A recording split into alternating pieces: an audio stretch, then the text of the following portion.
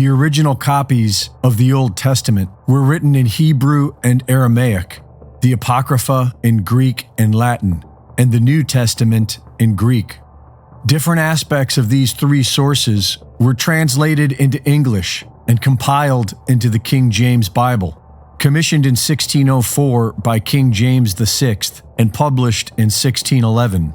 According to Manly P. Hall, it was edited by Francis Bacon and prepared under Masonic supervision, which can be seen on its title page.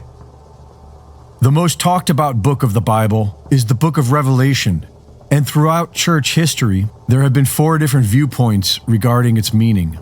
The idealist or spiritual view uses the allegorical method to interpret the Book of Revelation. This viewpoint believes the book is using symbolic imagery to tell the story of good against evil.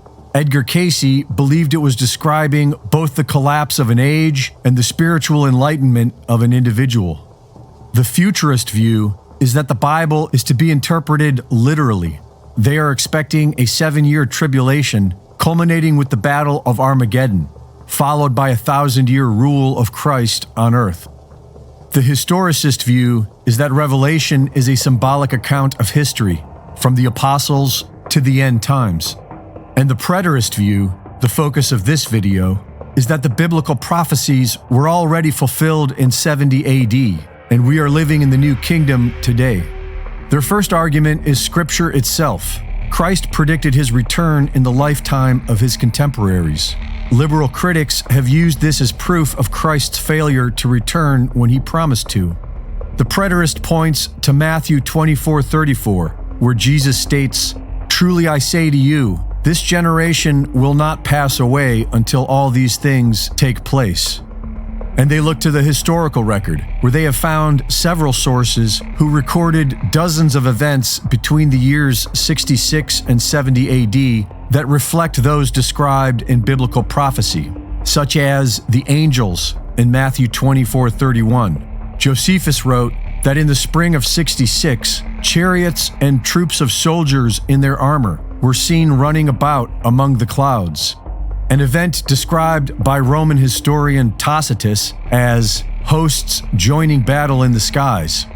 According to the preterist, the book of Revelation was about the tribulations of the Jews and the destruction of Jerusalem, the end of the Old Testament Jewish age and the beginning of the New Testament Christian age.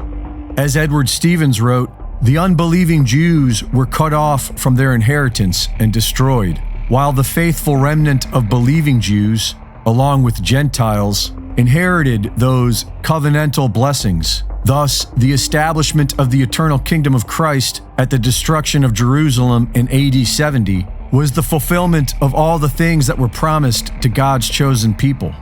The preterist believes that we are now living in the new kingdom of Christ, and point out that when Jesus and the apostles were describing the coming kingdom, they were not describing a paradise. They were describing how man must act and behave within the new kingdom. They believe that the land of Israel is no longer in the flesh, that those promises are fulfilled in Jesus and his spiritual kingdom, which all Christians now enjoy.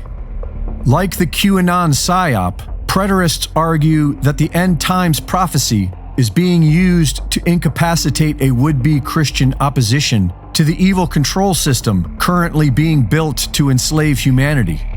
There are millions of religious people who welcome this destruction because they believe it is the divine will of God.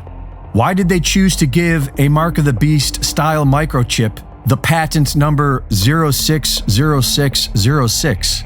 Was it fate? Or a way to cement the futurist belief into the minds of Christians so that they believe destruction is unstoppable and resistance futile?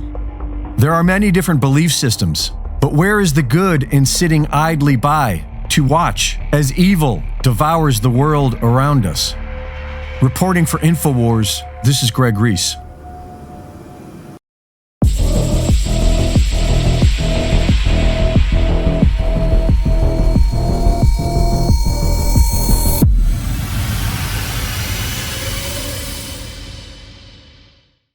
Thank you for watching the latest Greg Reese Report. Be sure to go to reesereport.com to see my latest videos, sign up for my free newsletter, and subscribe for exclusive content. And be sure to support my sponsor at InfowarsStore.com. In the early 1900s, certain companies were off-gassing highly toxic fluoride gases into the atmosphere. The surrounding communities began to get sick. Laws were enacted to compel these corporations to install scrubbers to convert these gases into fluorosilicic acid, still highly toxic but containable.